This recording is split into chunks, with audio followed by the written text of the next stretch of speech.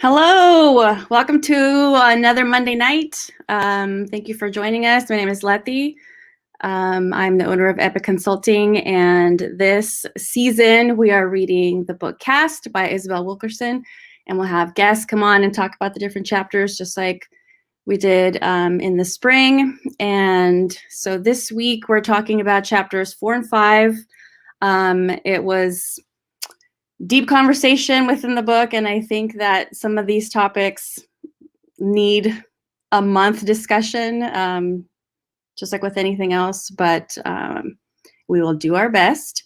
The overarching theme for today over the two chapters was there was a time I could have made you stay, so we'll talk about that a little bit before we jump into the chapters. So I'm going to bring on Richard McCrow, who's been with us the whole time. And then this week we have Mike Walsh and Amy Christianson joining us for this conversation. Hello, everybody. Hello. Howdy. How are we tonight? Lively. I'm going to share a little bit of what I had to do today. I don't know, you guys can't really see it, but I'm part of Seroptimist International. I'm wearing this shirt. I'll talk about it a little bit more at the end of our conversation. I'm on the board of the chapter here locally in Delano, and there isn't one in this part of Kern County, even though Bakersfield is a pretty big city. There isn't one there, so Delano kind of covers as much as we can. We're growing, and today was our big fundraiser. It was a golf tournament, which, if anyone has ever been a part of running one, they're pretty exhausting. I mean, it was fun. We raised a lot of money. The players had a really good time. And it wasn't as hot as 2 years ago, but we had to cancel last year's. And so this year there was a lot of, it was a lot of fun. I'm really tired. So if I doze off, if I go off on a tangent, please forgive me and then just like nudge me back. Hopefully, you know, these topics that I have lined up will keep us on track, and it's only an hour, but I wanted to share that because it was kind of a busy day for me today. Anyone else want to share with where they were up to today? So Amy and I were working in a school district, helping them do not so much this, but half a step from this same conversation around how do they want to create some alignment, what do they want to do for their students who are underserved. And excitingly enough, as we were leaving, we were driving away from doing the strategic planning with them. I got to tell you, we were both remarking that they landed on some wonderful conversations for what they want to do for students who have been historically underserved in their communities. And I felt really good about the work we did with them, but I felt even better about the people they are and how they want to be represented in their community and what they want their school to stand for. I just sat back and thought, we're in the right place with the right people at the right time. Feels good. Awesome. No. Amy, do you want to add to that? He covered it, so I'm good. Richard, what did you do today? I just did dean stuff. I tell you, well, right now we're short one department chair, and so when the department chairs are gone and the dean takes over as department chair in addition to being dean, and so I'm building the schedule for spring, and I've not really done that before. I've watched the department chairs work on it, and just always thought it was relatively simple. I will never think that again. Okay, lessons learned. 400 classes in the spring that I'm trying to get scheduled, and it's like herding cats. It's amazingly difficult, and I appreciate the faculty and staff, and especially the department chairs that work for me and at the college. So they do a lot of work. Awesome. That's great. Shout out to department chairs at the community colleges. Okay, before we go into the very specific things we have lined up for the chapters, I want to kind of get your initial thoughts about this comment that is in chapter 5, and what maybe it means. There was a time I could have made you stay. If you've read chapter 5, you know this is a situation where someone said this to one of the people that Wilkerson was interviewing. But this carries, I feel like it carries so much weight. So I don't know if anyone wants to kind of think about, if someone says this to you, what does that mean? It for me, it made me sick. It really left me feeling uneasy, and just the oppression that goes with that statement, the weight that goes with that statement. It left me feeling really bothered.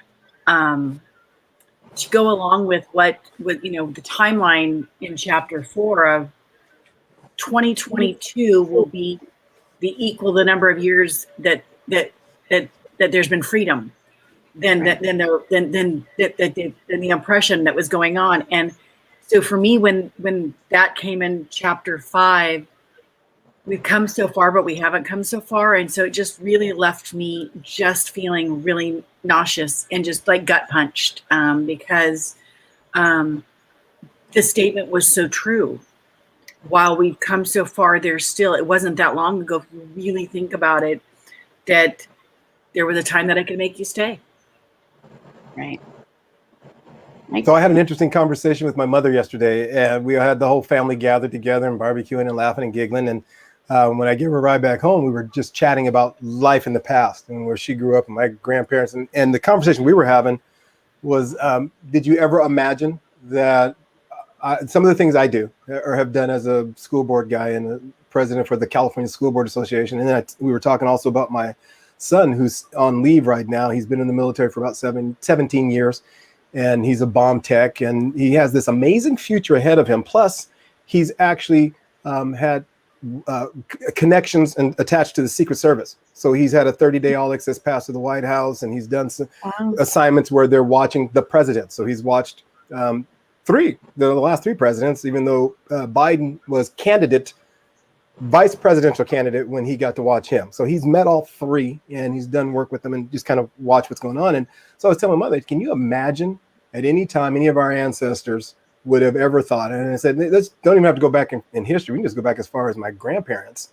Can you imagine any of those 4 grandparents, one who grew up in Kansas, one who grew up in St. Louis, and the other 2 who grew up in Texas? So can you imagine in their day and age in the 30s and the 40s, can you even think I could have imagined or fathomed that I would have done some of the things I've done, and my son would have done some of the things he has done? And we both sat there and looked at it like, there's not a chance. There is no way. And so when I think about that comment, that's a reminder that it wasn't that long ago when the lady made that statement. Yeah. And it's within my lifetime that she probably would have said the same thing. And I think about, wow, when we talk about how, well, you weren't a slave, or you don't know anybody that was a slave owner, you need to get over it. That's a reminder of why I refuse to get over it. It's not that I refuse. I'm not able. There's still so many reminders out there where that was a very true statement for her when she made that, when she told the miss that, there was a time I could have made you stay, which is such a reminder to why my grandparents moved in their story and how that went with them. So I connected back to it and just thought, I have so much more work to do, because that we are not that far removed from that being the concept and that being the mindset of so many people.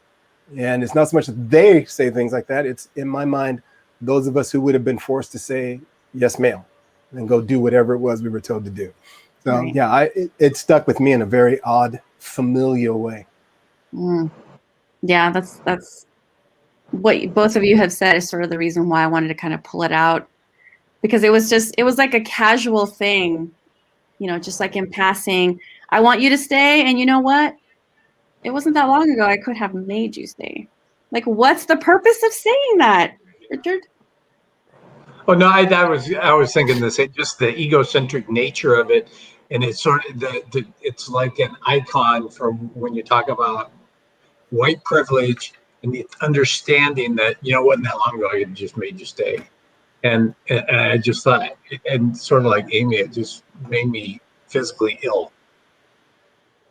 Yep. And I was like, I for a second just to think about what was just said. It wasn't. You're right to pull that out. because it was definitely a crazy statement. And Mike, you're right. It's like this. This is recent. This isn't something that she said years ago. This is recent, and it's out there, and it's all prevalent, and it's so hard to. All right. Okay, so I hear you, Richard. I hear you. okay, so the sentiment kind of carries. It felt like, even though chapter 4 goes a little different way, it just seemed like it was the right thing to kind of pull out as the theme. So the title of chapter 4 was A Long-Running Play and the Emergence of Caste in America. And then the first thing I wanted to talk about is this idea, this sort of comparison that costumes are handed out at birth and can never be removed. I'm a theater major. I was a theater major. So this idea of costumes and a play, and I mean, it really resonated with me. So this idea that you put those on at birth, you put the costuming on at birth, and that is where you stay, no matter what positions you move in and out of in your life, socioeconomic status, nothing matters, because the costumes can't be removed.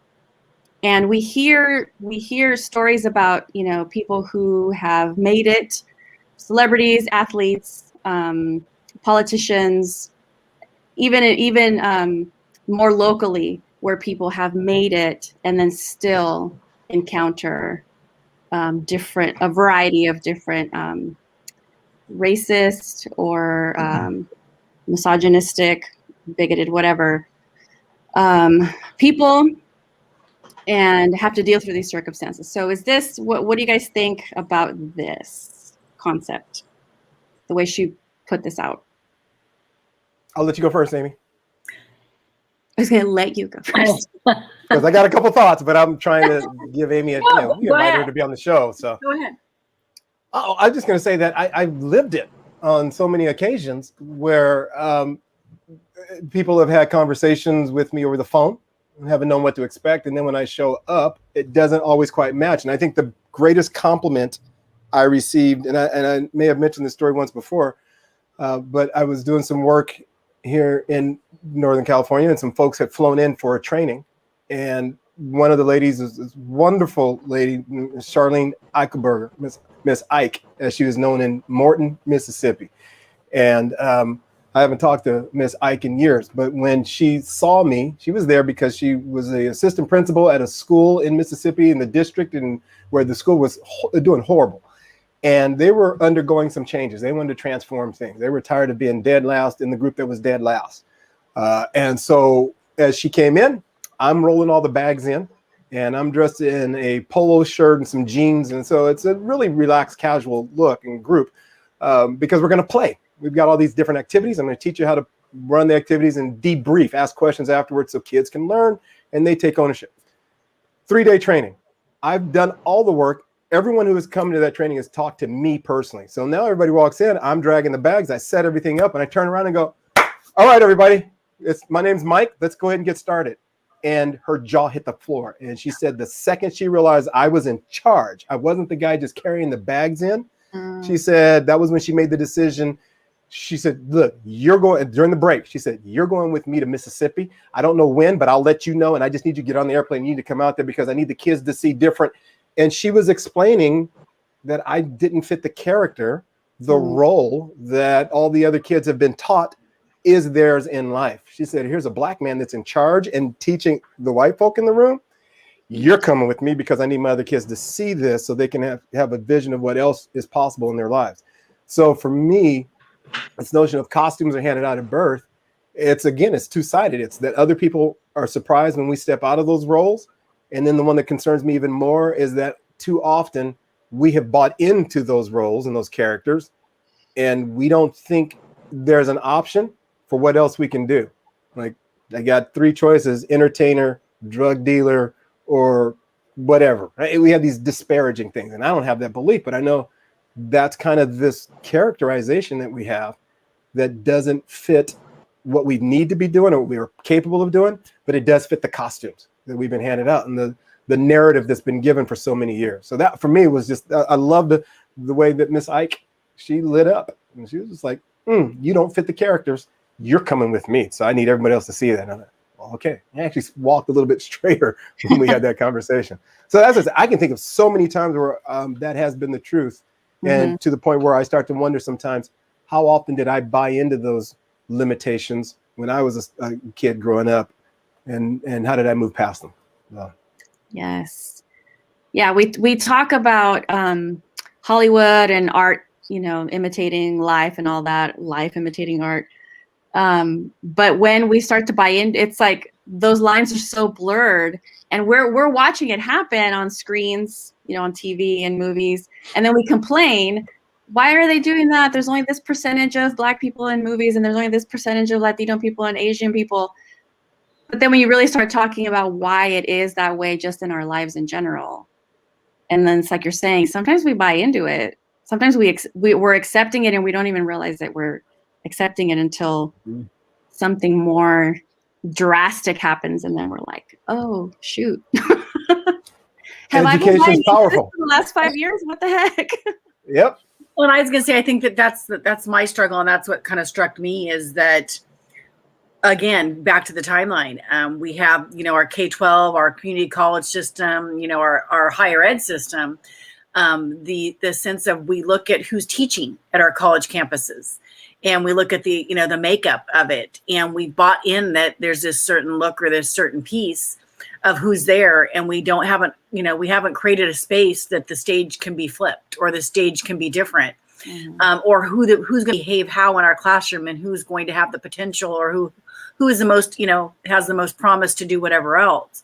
And I think for me, it's troubling that, and I don't think people intend to do it. I really don't. I think there's probably a handful that do intend to do it, but I think for most, it's just everyone's so comfortable in their costumes that they just try and continue going about their business. And so for me, again, this and everything that's gone on is I'm continuing to push myself to challenge the roles or the costumes, and try and take people's costumes and pass it to someone else, because I want to mix it up. It's like, okay, we're doing the laundry. Okay, oops, I gave yours to someone else. Sorry, because I want it to be different. I don't want to be I don't want to be comfortable anymore. I want to live my life, the rest of my life, uncomfortable, and creating discomfort for others around me to think differently, and to change the costumes up. So I think part of the problem, in this, if we're not going to change things in 1 hour conversation, but this idea that other cast members will step in to remind you. This is, it could be a work environment, relationships, friendships, where when you do start to kind of deviate. Mike, you had a positive example. I'm sure you have plenty on the flip side where you're kind of told this isn't your lane, or change back into the other kind, put the mask back on, or whatever. Any examples for this specific that you might want to share? Do you have a top 10? Yeah. And that's why I honestly thought Amy would have landed with like 3 or 4 or 5 of those examples right off the bat, where I get questioned. My favorite is when I gotta say my favorite. My favorite is when we go somewhere and I'm not nice about it anymore on some occasions. We get there and people look at him and they look at him and I'm like, yeah, he's Black. Look at me like, and I'm like, I know he's very articulate, and it's not, I'm sorry, he's not speaking Ebonics, kind of thing. And they just look at me and they're like, and I'm like, yeah, I don't care anymore. I'm because that's truly what they're, and they finally, when they get to know us, they're like, you're right. We didn't think that was him, because it didn't fit the costume that they thought he would come wearing. Right. So to see me when I reach certain levels, that's why I've said in the beginning, my mother and I were having that conversation about the things that I've achieved in my life so far. So many more things to do. And that there have been plenty of times where, this costume does not fit the image of what people are expecting when they know that an elected official for this, whatever, who was in charge of the state, he's supposed to be here. Or people sign up, even when I'm teaching leadership during the summer, and people wander in the room, and there's the black guy that's in charge of the leadership facilitation. He's teaching all summer kids and there's always this moment, because a lot of times when those programs start, I tend to dress really casual and hide in the background. I'll have on a t-shirt, I won't shave. And it's kind of this odd look. And I've had conversations with students and parents, and they just think, oh, it's a nice janitor telling us where we're supposed to be, helping us get to those positions. And then I'll go clean up and shave, and everybody puts on a suit and a tie for the opening ceremony for this particular setting. And up walks the leadership facilitator, and it's me. And everyone in the room who doesn't know who I am, who's had a different experience of me, it shocks them for a second. Like, oh my God, I didn't realize you were going to be the guy in charge. Why not? What was it about me that said you couldn't picture me being the guy in charge because I hadn't shaved? Wait a minute. There's a lot of guys who haven't shaved, but you still look at them and think that's probably the guy in charge. What was it about me? Because I had on a t-shirt? Wait a minute. I can show you a lot of guys in a t-shirt that still, the expectation, the difference, and the respect that they get from that moment is different than what I'm getting, because who knows what, right? And I think it's this. I haven't known for sure. And there have been some other times where it was blatantly, right. I don't think you're qualified for this, like, because I'm too black or too stupid. I have a degree, by the way. I have a master's degree. Which one is it? I'm just too black or I'm too dumb? Because I got them taken care of on both cases. So what's really the challenge here? And those are the times where I've looked at people and they stumble through their thoughts. And I say, yeah, I didn't mean to. Yes, I did mean to call you out on that, because you're running out of options. Why I'm not the guy that you expected. I'm not qualified for it. What's the problem? And so it's been interesting throughout life that the last company I worked for, we had that conversation when I announced that I was on my way out, and there was a lot of pushback. Like, you got to be careful. Like, really? Why? Well, and they started naming off all the different things I needed to be mindful of as an owner. All right, you guys did it. You saying I can't do it? Oh, well, no. No. Am I too black or too dumb? Which one is it? We didn't mean that. Well, then what are you telling me? Why do you give me all these warnings? Is this like friendly advice? Or is this your way of trying to talk me into not leaving my space in the play and not changing my role and just being the subservient because you could have told me a long time ago I didn't have a choice? And it was just so subtle. And then in a lot of cases, it wasn't even subtle. It was just blatant. So yeah, I got a top 10 list. I can whittle it down to the top 10 if I have to. We got a top 100. We can go 99. Let's go. I'm sure you have that option every year. You can refresh the list. We have a comment just real quick from Tommy Tucson. Been there. Yep. So we're connecting. I wanted to move on to, I mean, you're kind of alluding to it a little bit, Mike, but obviously there's a reason that people feel like it's okay to focus on the costume, right? On what you look like. So let's take it all the way back. We could go further back than this. And actually I was watching Exterminate All the Brutes on HBO, I think.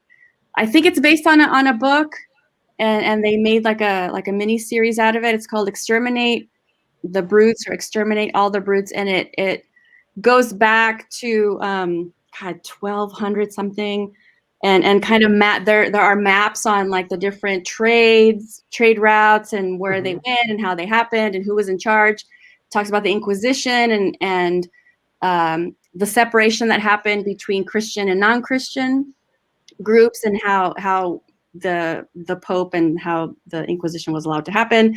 And then from there, it goes into the transatlantic trade. And so you go, centuries and centuries and centuries on how those divisions kind of started.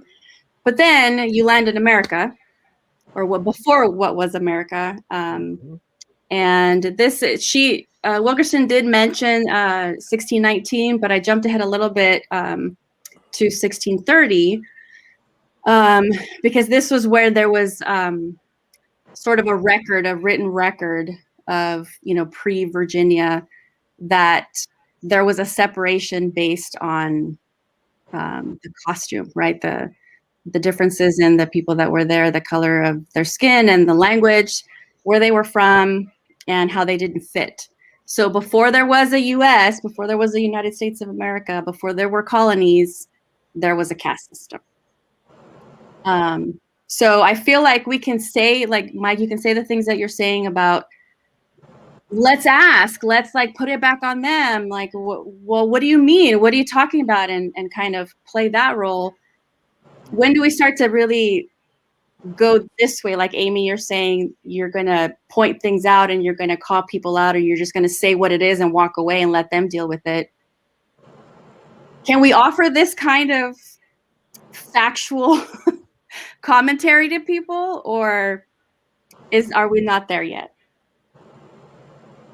What do you guys think? So go ahead, Amy, because I'm still formulating my thoughts.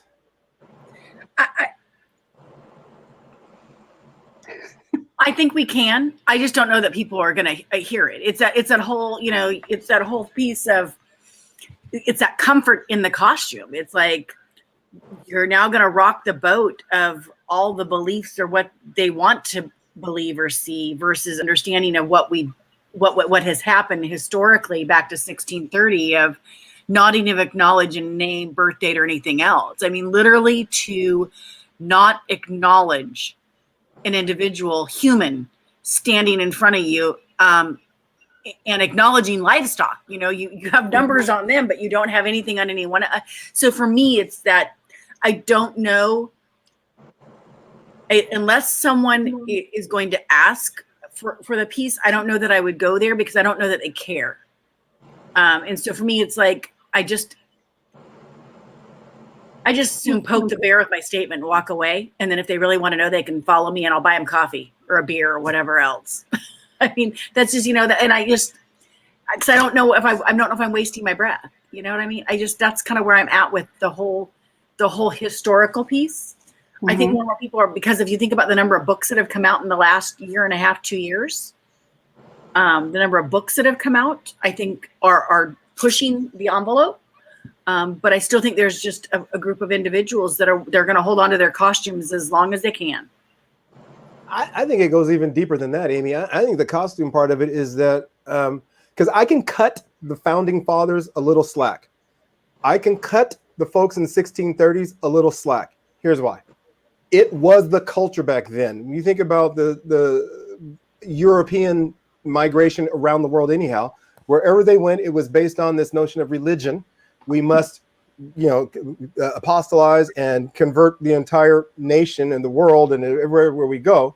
And so that was just part of it. That was just the nature. So everybody woke up in the morning and, hey, where are we off to now? We're off to another place. So we get on that transatlantic route, and now we go somewhere else and land, and we just bring whatever the culture stuff is with us to the new place. And we don't think twice about it. So as a kid growing up now, I don't think twice about a little toy that has all my different gadgets and things to play with it. Didn't exist when I was a kid. Completely different culture. I grew up in the culture of, you don't have anything to play with on the toy, electronics. We go outside and play, and just until the sun goes down, and we get in before the joke is, old people, we all know that when the sun went down and the street light came on, you should be in the house. That's a cultural thing. That was during the culture of a very different industry. So I can cut, I can cut the founding fathers a little bit of slack, because I think they just kind of came around. Like you said, 1630 was the mark where it was about religion. You're Christians or you're not. But if you're not, you're a savage. We need to change you and bring you along. And if you don't come along, then we need to kill you. That was basically what it came down to, was one or the other. Convert or die. Oh, I convert because I want to live. Well, if that's the culture, if that's what we know all the time, to suddenly decide that slavery was wrong, that wasn't going to happen. They didn't think twice about it. So I think this caste system, it was already a part of the world. And I don't think anybody had a second thought about anything. They had no conscience, no care about it, because there was nothing wrong with it. That was just natural. The remainder, the thing that's still sitting around because of that, is we've romanticized what it means to be an American. We came here for our freedoms and our this and the other. What an amazing country. We don't want to talk about this. And I think Amy's right. Nobody wants to hear it because there's something deeply ingrained when I say to you, hey, look, this country started, and slavery wasn't a chapter, like Isabel says, it wasn't a chapter. It was 250 years of our beginning. The stat that Amy threw out there, in 2022, Black people will have been legally free for as long as we were legally slaves. Right? And so we don't want to hear, we don't want to have the conversation. I think this is, why people bristle whenever we talk about slavery, is because it means that somewhere along the lines, we were lying. We were hypocrites when we were talking about America was founded as the land of the free. Oh, well, unless you happen to look like this. Mm-hmm. You're not part of it. You're just one of the machinery. We're not talking about you. And so when we say these things, because we salute the flag, we do everything we can now, and we believe it. Flag sitting right behind me. Right? I still love the flag. I'm still all about the country. This is where I want to be. I don't want to be somewhere else. But I also recognize that we have got to figure out how do we have this conversation. And the reason we struggle with it is because it's the exact opposite of what I was led to believe as a small child growing up, where I stood every morning and said, I pledge allegiance to the flag.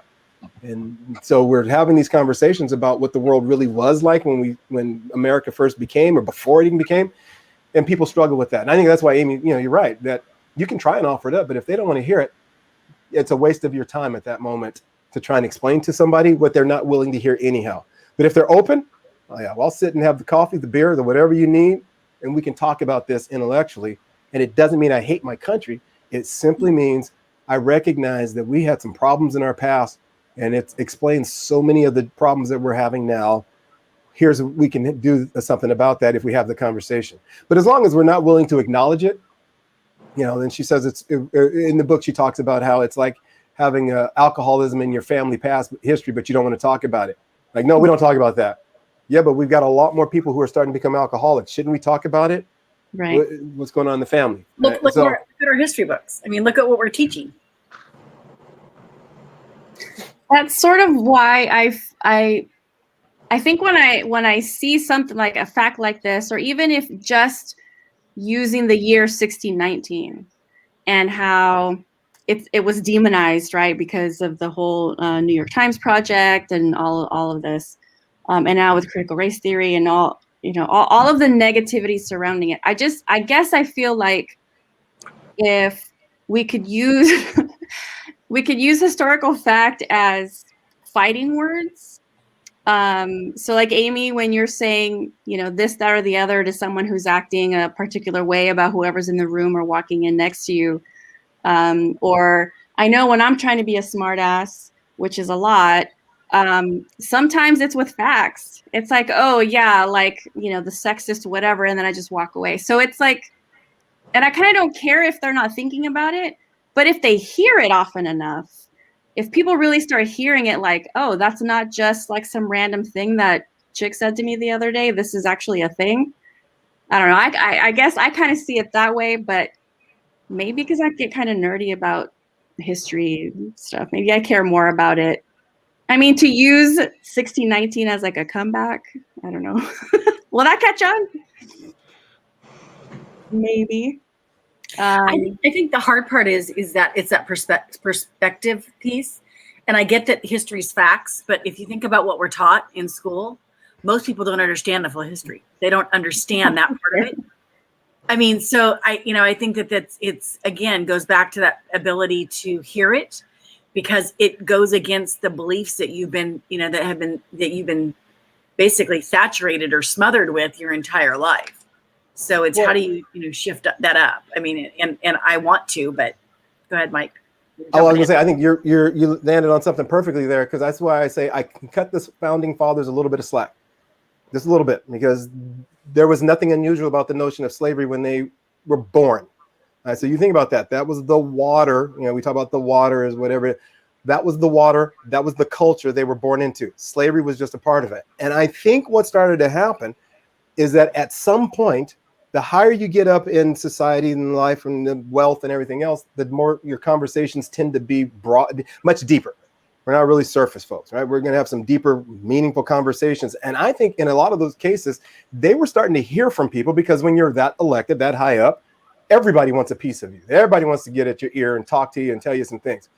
I'm convinced that a lot of times that was when the abolitionist movement started to make a dent in their thinkings. And this is when Jefferson starts to have his moment of conflict, inner conflict, like, ooh, yeah, they're asking me, they're doing what Letty and Amy have been doing, is they're talking to me about some things, and I'm intellectual enough, I'm smart enough to start to do the math on it, and whoops, I can no longer compute. I can no longer excuse or justify.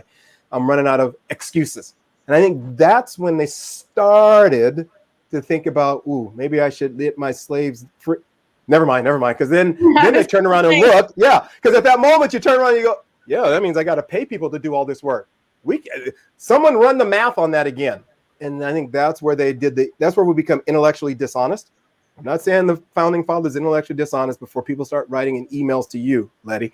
I'm saying that in that moment, this is where the inner turmoil and the conflict really takes over. Is I'm really starting to think deeply about it, and I realize that this belief, there's something not right here. There's something that is not in alignment internally with me and the integrity that I preach, where we talk about everyone, this is a free country, and then I turn around and look at all my slaves who are out tilling the fields and fixing my meals for me. And now I've got this disconnection with, ooh, there's something not right here.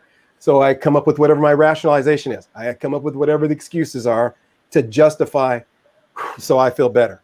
And I think this is part of it. So you're right, Amy, that we have this interesting relationship with truth, because it's whether it's factually backs up what we think and we believe, or it doesn't connect at all. And we're trying to rationalize the best that we can.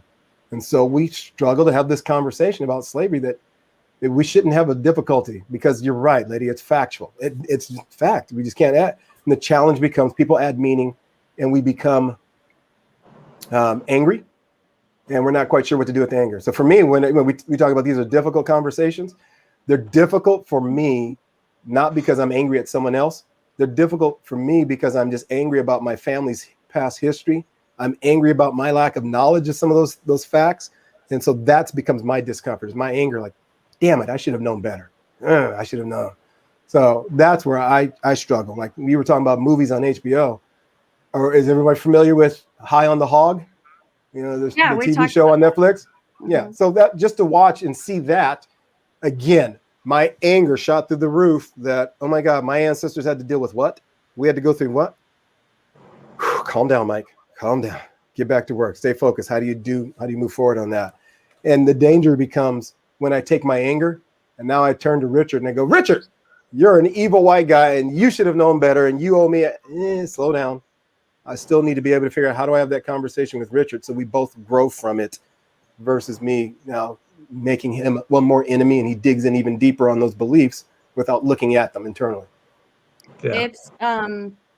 It's one of those things where, like when we hear, okay, stick with me. When we hear stories of like horrific crimes being committed, serial killers, crimes against children, we do not really think about the horrors involved in what the victims have had to go through. We do not put ourselves in those places because they're so horrific. So for me, the idea is that the horrific circumstances, the dehumanization that had to take place, the crimes committed against people's bodies is so horrific that people cannot put themselves in a place where they are trying to understand what happened. That it actually happened, that it's documented, that it's not happening out in the open now, and we only hear about it when it's like those horrific crimes, but we can't put ourselves in those places. And so I think because of that, I'm less inclined to be like cutting anybody any slack. Yeah, I was gonna say that's interesting. I appreciate, Mike saying that he cuts our founding fathers a little bit of slack.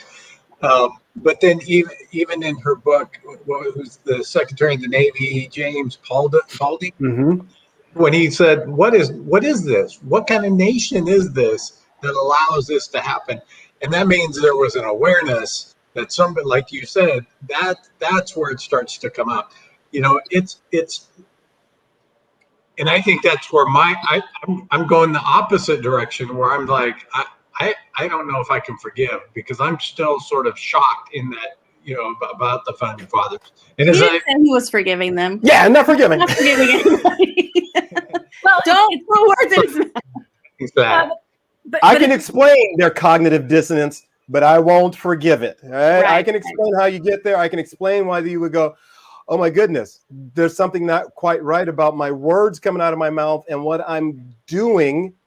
But, you know, it's going to cost me a whole lot. I'm not going backwards. I don't want to be like those slaves. I'm going to keep my position. I love my power. Never mind. Yep, I'm over it. Right? And it's and that's when Richard, I think we start to rationalize. So there you go. Carry on. I keep cutting you off because I'm so excited. So no, I think this kind of helps explain maybe a little bit, because when you're on the right or white side of the law, you grow accustomed, because you are supported by the written law. You are supported by local law enforcement. You can do these things because they are part of, I mean, you could call it culture, like you were saying, Mike. You could call it ordinance or whatever the custom is in that area. It's your group norms. It's the norms that you've created that you want to keep the same. And you become accustomed to it, like it says here. You're benefiting from it. You can make people do and say things because you're white, or because they're not white, whatever the reason is, because it's not. I mean, we're talking about enslaved Africans, but we can also talk about, you know, the native peoples that, or I want to call them Mexican people, but it wasn't Mexico at the time. All of the native people that were here. So it's all of that. Like, we are justifying what we're doing, and you're benefiting from it. So why would you speak out? Why would you fight against it? I think that's absolutely right. At that point, it's like, I don't want to speak out. And, you know, we even saw that within the Black community, or within slaves, those who were enslaved, that, you know, look, you're getting special treatment because you're a little bit lighter and you're in the house. Hey, if you're in the house, I guarantee you don't want to go out, because you look out the window and you see what everybody else is doing. Right. I'll stay in the house. What do I have to do to behave well enough to stay in? So I think even within the enslaved, that became a thing of, I'm not going to speak up against this, because then I'm opening up myself to be treated just like the rest of them. And besides, why would I? Because I'm loving life right now as whoever this plantation owner, etc. I just think that's why I say I can figure out a little bit. I can understand it, but no, I don't forgive it. No, I'm not okay with it, but I can't explain it. I do. I like the explanation, and this is a conversation I want to have with more people about that shift from the Christian, non-Christian to the color of your skin. Because as soon as you start to assimilate, and it can be true now, as soon as you start to assimilate, there are other obstacles put in your way. And it's like the game keeps changing, the rules keep changing. So that's why everybody's like, I can never win. So it's like a vicious cycle. And then it goes back to, well, that's the costume you were born to wear. So it's interesting when you say that, because it just made me think of listening to a podcast, and Michelle Obama talked about her experience when Barack was president, when President Obama was in office, and they went to a fundraiser dinner, and she was reminded of her costume at the gala. And she said, here I am, the first lady of the United States of America, and I'm being reminded of my costume in this event. And that just really struck me as, you know, how far we've come, but yet how far we haven't. And she just talked about the discomfort. And, you know, my feisty side was, I would have punched him in the throat, but, you know, it's like, what would that have done, you know, in the sense of, you know, but you know, it shows where we're at, because look, where were they? They were at a gala, and she said there was no other people of color, or maybe one other set. That was literally it. So, I mean, again, historically, kind of leads to this next piece of it. Yeah, I was gonna say you like took me right into this next part where even someone who in our country has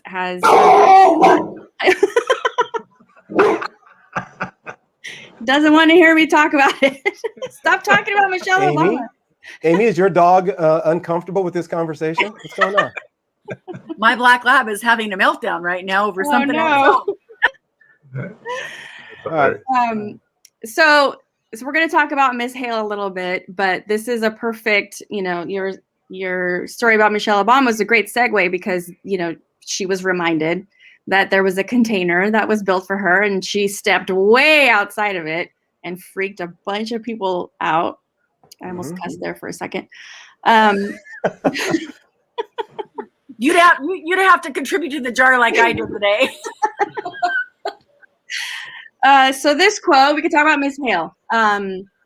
She talked about white people being fine with her as long as she stayed in the container that they have built. So do any of you kind of want to share the story of Miss Hale, or do you want? I feel like I'm talking too much this round. I feel like I'm competing with you. So. Richard, I know we kept losing you a little bit in the broadcast there. Do you want to share Miss Hale a little bit, her story? Miss Hale? Yes, in fact, it's fascinating. Miss Hale, first name is Miss, and intentionally so that as she grew up, people would be forced to call her Miss. And in her story, she stepped out of her container, what was expected, and was challenged by the principal. Mm-hmm. Yep. And the principal kept asking her name, and she said, Miss Hale. And you could feel the rage in the words on the book. Oh my God. But it was sort of comforting for me. Like I just thought, Dad did it. Dad did this. What a smart, they had such foresight to know that moment would come. And so yeah, that was the story was great. And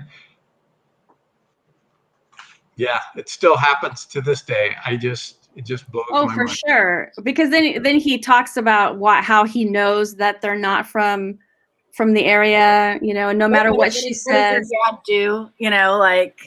Where you guys from? And then the kicker was, I knew you weren't from around here because you're making eye contact with me. You are looking right in my eyes. You're looking at people around here know better than to do that. You're stepping outside of your container. I was like, oh.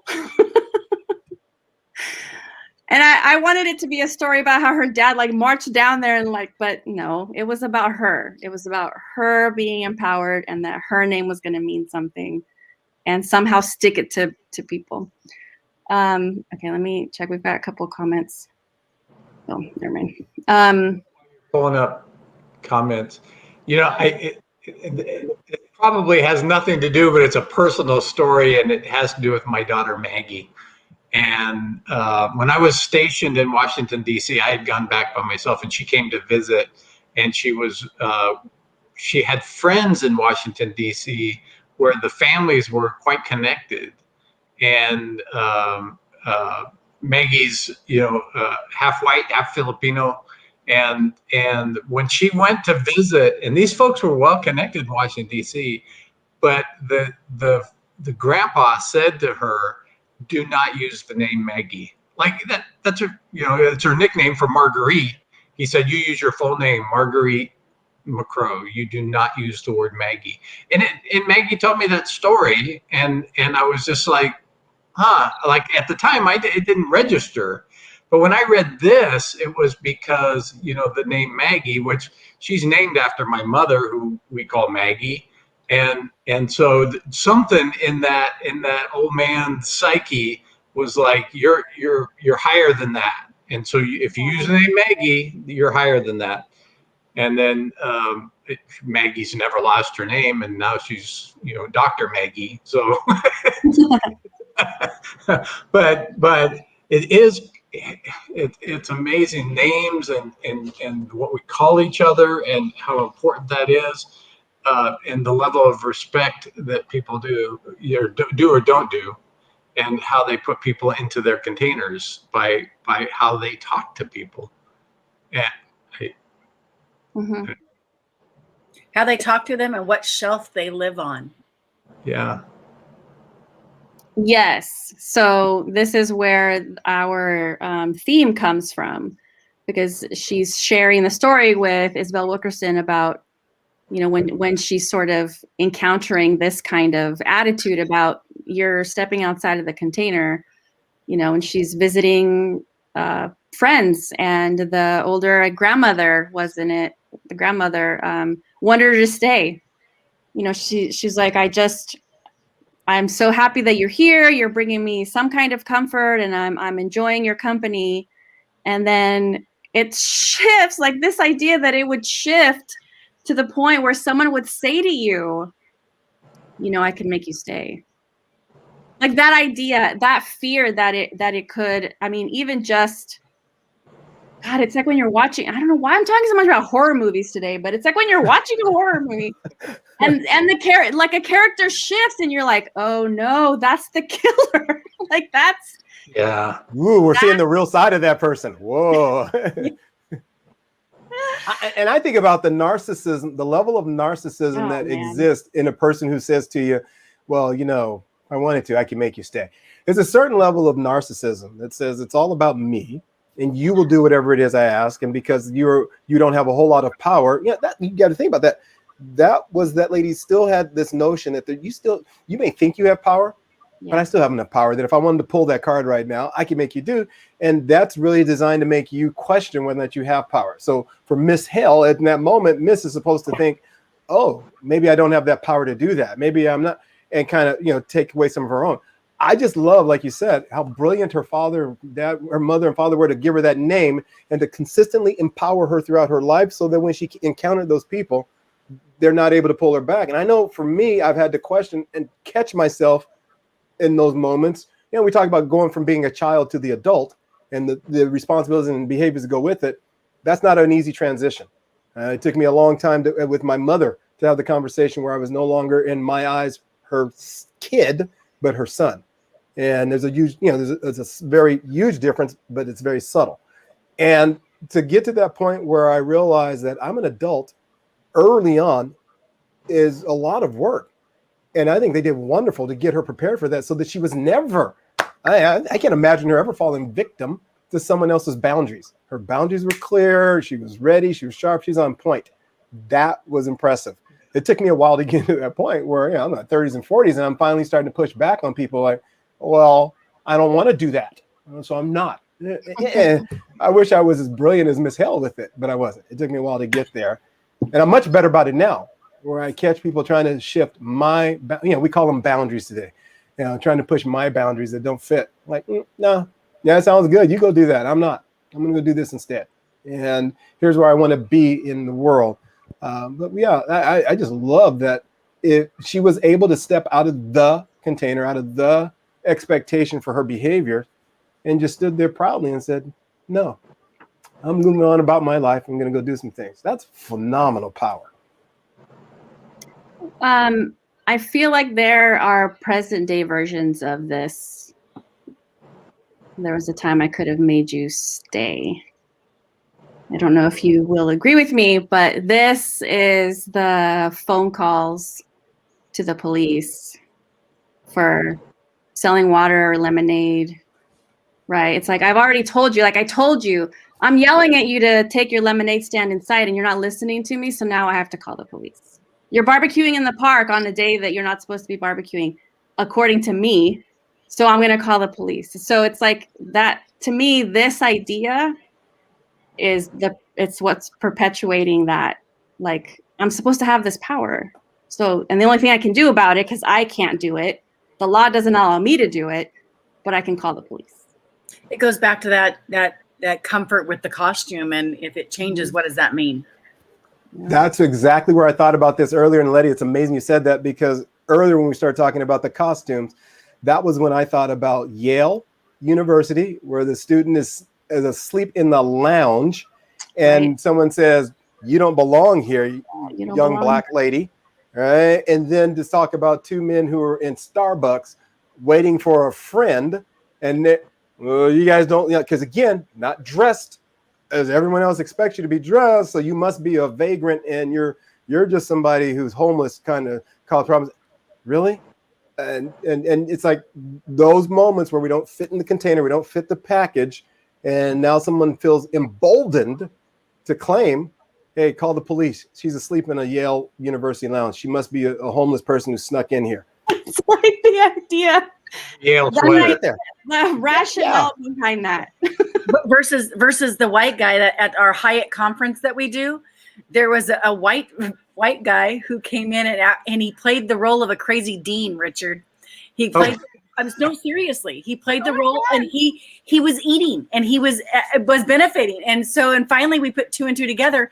He lifted a name badge, and then he was trying to come back and get one because it had changed. Wow. And so he was trying, and he was a crazy kind of white guy, and it was hilarious because it took them a couple days to finally catch him, but he was going in, and he'd got his system worked out to go conference to conference to conference, but he was playing a faculty member, and it was hilarious. Which is great, because no one's going to question that, but we're going to question, because as a black young lady sleep in a lounge, does she belong there? I can't tell you how many times I have fallen asleep in the library or place else I was supposed to be working.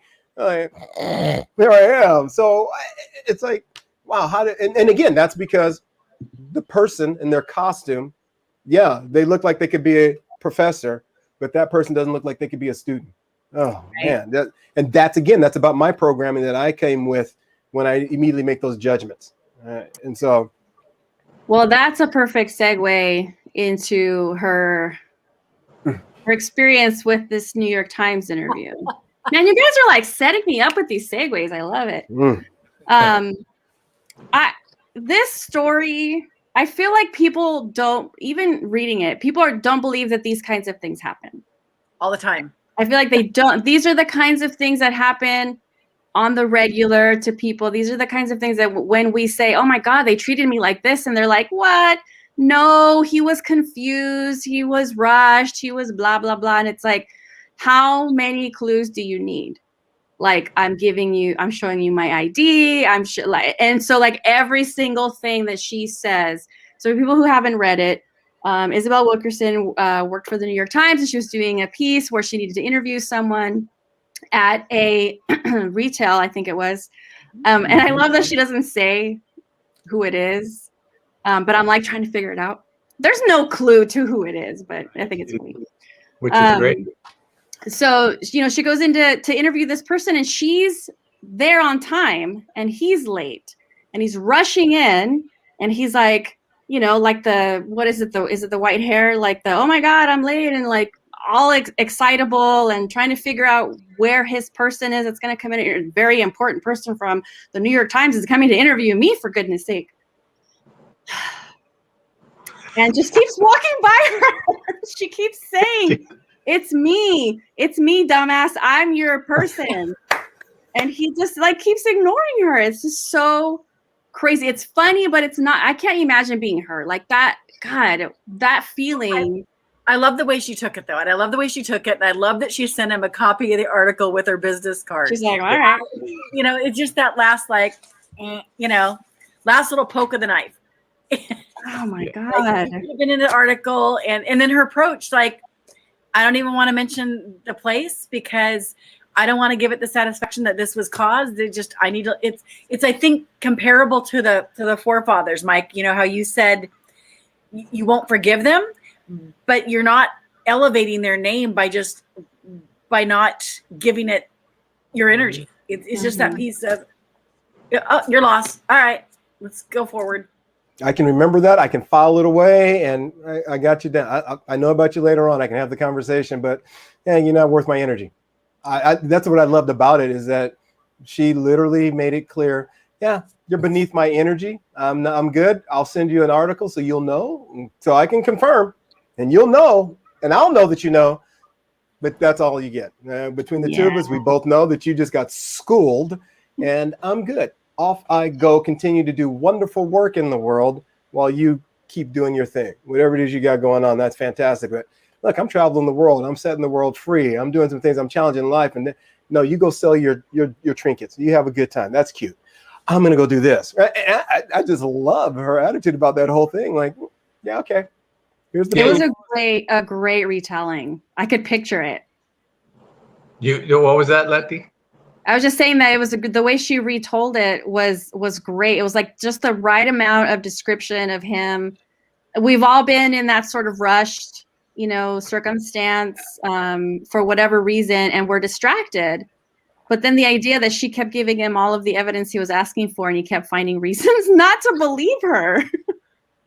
There's moments too where Mike talked a little bit about this, but the anger, that you would think would come out of that because he's not sure in any respect and not believing that she's a reporter and writing a story. But what I love most about it is you really do have this feeling. Have you ever seen somebody that just is giggling at the inside joke because it's so funny? As she was getting into her car, I almost envisioned that right. She's just like, man, he's going to hate when he sees this article, and just laughing because it's like he just made his bed, and karma's coming back without any effort on her part. She had her story. She didn't need that final interview, and it just, but you could feel the rush of satisfaction that she must have had to say, I am made. This is a moment where I'm going to prove my to the world, and to this man who nobody knows, but right. He knows who he is. He knows what he did. Even as she's writing this book and telling the story again, he's probably reading the book going, oh, and that assistant is telling all of her friends, yeah. Oh my God, you guys. Oh my God, it's in the book. This is my boss. Remember that guy I told you about 20 years ago I used to work for? Oh my God, this is him. I just think that I love, again, the way, and Richard, I'm going to tell you, I'm going to say that I don't know that if I walked out of that situation, I would be excited. I'm probably steaming, and I'm angry as hell that I just got disrespected like that, and I'm plotting. I'll probably be plotting, like, oh, I know I'm going to get him back, asshole. And I'm thinking, oh, I'm going to send this article. Now, once I send it, and I'm telling it again in this book, now I'm probably laughing. But in that moment, I'm probably so angry and seething, and don't talk to me right now. Amy's been in the vehicle with me before where I was angry, like, don't talk to me. I'm busy being mad right now. Well, and I'm going to that retribution is rare, right? Like, it's very rare that you get to go back and troll the person who treated you like it's hard to go back to have that Pretty Woman moment where you can go back into the store and be like, huge. So I do like, though, that she takes this moment to explain a little bit why she's not sharing his identity or the store identity. And so this idea that we have a tendency to believe that there's one rare offending outlier, so that we don't just say, oh, it was just that one guy at that one store, right? So this, her grander vision of educating everybody on these are the things that happen, this is why they're happening. Let's keep talking about caste and how people benefit from it and why they don't want it to go away. And she's not going to let us off easy by saying that we can point the finger at that one, dumbass at that one store who just refused to believe that in her container could exist, this excellent journalist who wanted to have an interview with him and mention his name in a public space. So this idea, I think we have to keep, and I know it's going to keep coming up, but to stop pointing the finger at like one thing or one person. I think we have plenty of that going on right now, where pick a city or a location where there are pockets of folks who are out really screaming and hollering. Right? And so in Orange County, they have a tremendous amount of problems that consistently come up with overtly racist behaviors, actions, statements that happen consistently. again, I think we have to stop kidding ourselves. This notion of, like you said, the one, well, that's just one crazy person. You don't have to let them affect your life. Hey, well, really? Well, how about the other crazy people who I'm running into in different pockets of wherever, that places where I wouldn't expect to see them or hear from them. And I still run into these pockets where there are these movements that are going on that have nothing to do with expanding and opening our abilities to be loving and kind to one another. No, these people are flat out racist, and they are flat out promoting things that are just a hair shy of calling for me to be lynched, because they know, oh, you say that, now the whole world's coming down on you. But we're going to tiptoe around it. We're going to use dog whistles. We're going to do everything else we can. So we're talking about it, but we're not talking directly about Mike being lynched. We're talking about this opportunity for this and to change the world and put things back to where it should be. When you hear stuff like that, you know, when people start talking about back in the day when we used to and how it should be, that those are all comments that are designed to say, no, we're going to move. We're not that one outlying offender. We're part of the group.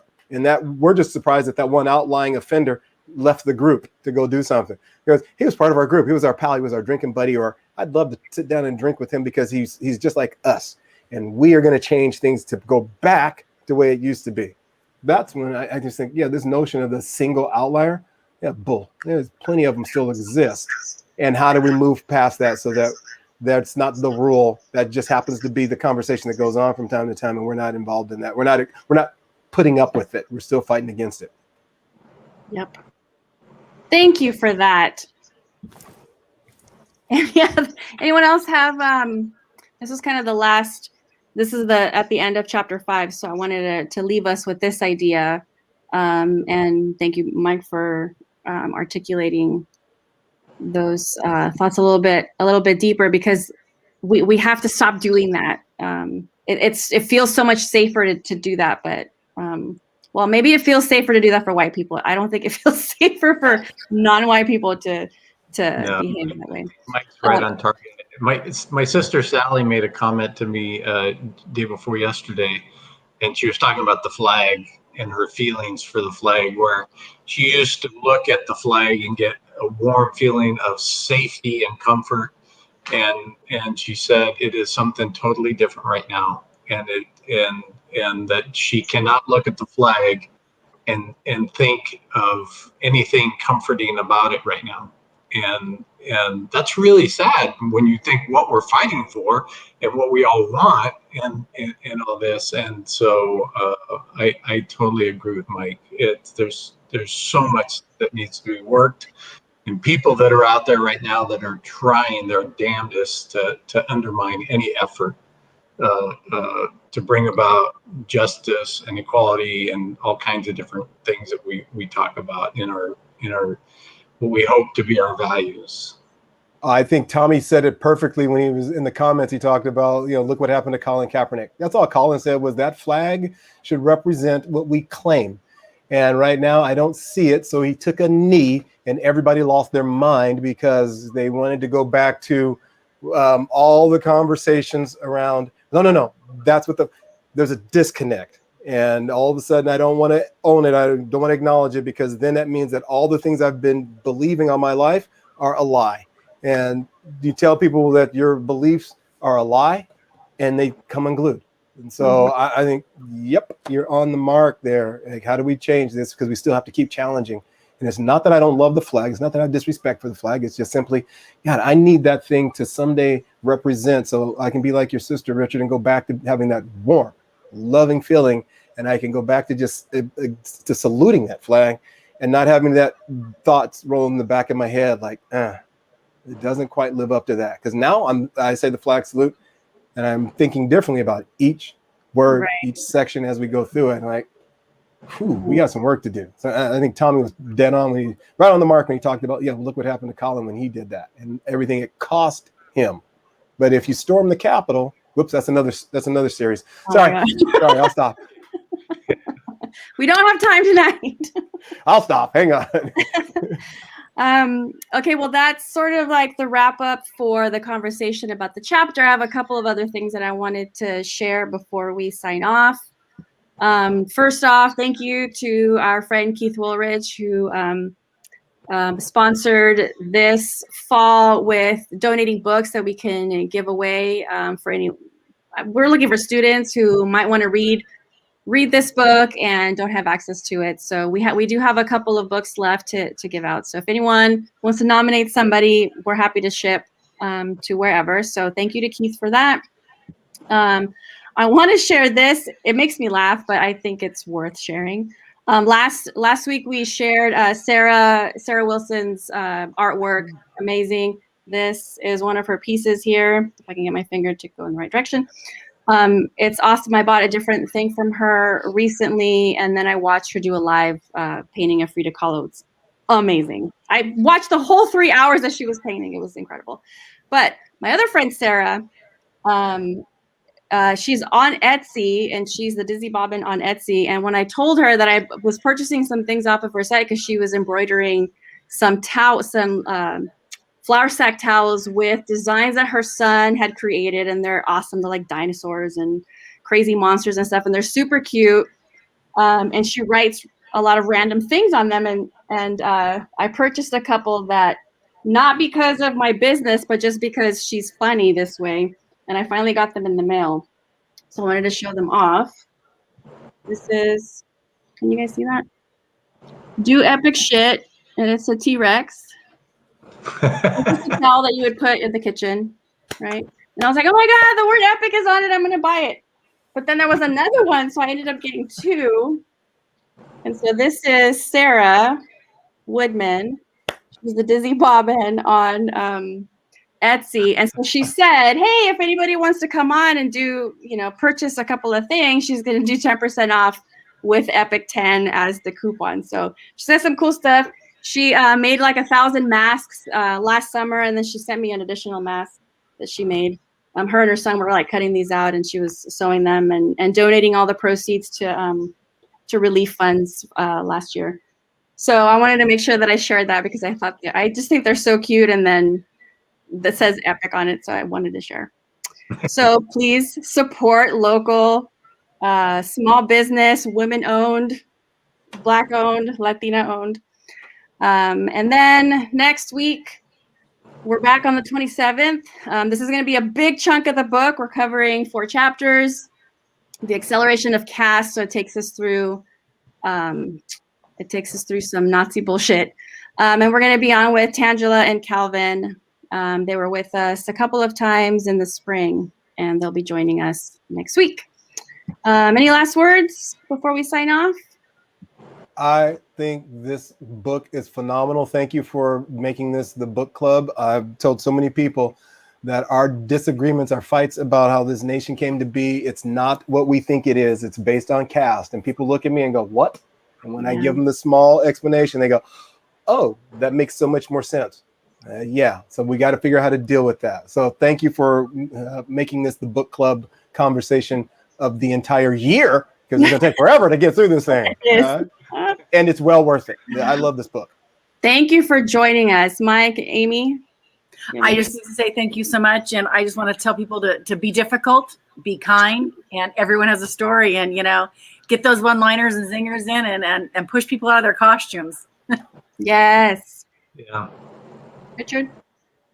Well, I just need to sort of practice up on my Amy talk. And maybe before the conference, I'll just sort of follow you around so I can get the right talk down. So, and then as my courage is developing, but now I got to learn how to speak the talk. So, but I appreciate you, and appreciate you too, Mike.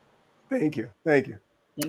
Do you want to share about the conference? I didn't pull up the website. Yeah, we're having our first live in person next week. We have over 400 people safely joining us with lots of parameters put in place, pre-served packaged food, everything that I didn't want to do, but I'm doing because I want to make sure everyone's safe as they join us. Lots of extra space in the room. So it will look empty, even though it's not. We are the career educators from throughout the state are joining us in Rancho Mirage. And we're going to talk about breaking down some of these systemic barriers and challenges for students. And for adults recognizing that it's not just our students that have the issues, but that our community colleges still have a majority of faculty who look like me.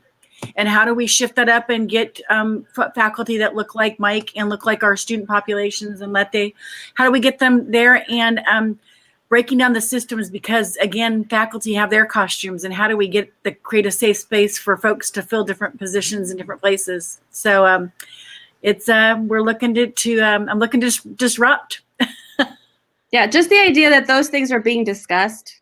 I mean, that's incredible. And it's been such a short amount of time too that you've been able to kind of say, we are shifting this because we have to have this conversation. So I absolutely love it. There is something else I wanted to share. Sorry, keeping you guys a little bit longer, but I'm kind of proud of this because I think it's super cute. So I am on the board of the Henrietta Wild Memorial Child Guidance Clinic in Bakersfield, and they serve Kern County, and it's a mental health clinic, and they do some adult services, but in Delano where we are, it's mostly for the kids are referred from the school district there. So that's one of the sites. So we're doing a fundraiser, and I wanted to go ahead and share this because we are able to receive funding through the website. But we're calling it Hoodie Halloween because we're going to have people donate hoodies. To be honest, kids hardly ever wear jackets around here. It gets cold, but it doesn't get so cold that they need like a big jacket. So we're doing sweatshirt drive, a hoodie drive, all for students in need. Here, our goal is 250 sweatshirts. And then anyone or any businesses who want to donate just funds can go to the website. They can scan the little QR code there. You can probably do it. I didn't test it online, but you can probably do it here on the screen and just donate and say that it's for Hoodie Halloween. And I would love that because I would love for like the accountants to see Hoodie Halloween on like the subject line for the funds that come in. They're like, what the heck? But we thought the name was so fun and that it would be a cool thing to do in the fall. So I'm helping with this. We're going to give them out right before Halloween, and it doesn't really get super cold here until like the end of November. So it's plenty of time. So I wanted to share this. Hey, Richard, are you driving? You're driving next week? You'll be at the conference, right? I will not be at the conference. Okay. Then I'll have to figure out how to get them to you. I'll either send some hoodies or I'll donate. Oh, awesome. Thank you. Would love that. Maybe we'll go to the conference. Just we have to go because we have to pick up hoodies. What are you doing? I gotta go pick up some hoodies. We're gonna drive 5 hours or however far away it is to pick up some sweatshirts. It's fine. I'll write it off. It'll be cool. All right. Thank you so much for those of you who tuned in and those of you who stuck around till the very end. Thank you, Amy and Mike. I think we'll see one or both of you a couple more times before the end of the year because it's a long stretch. Thank you for reading the book with us. Everyone at home, see you next week. Bye. Bye, everybody. See you later.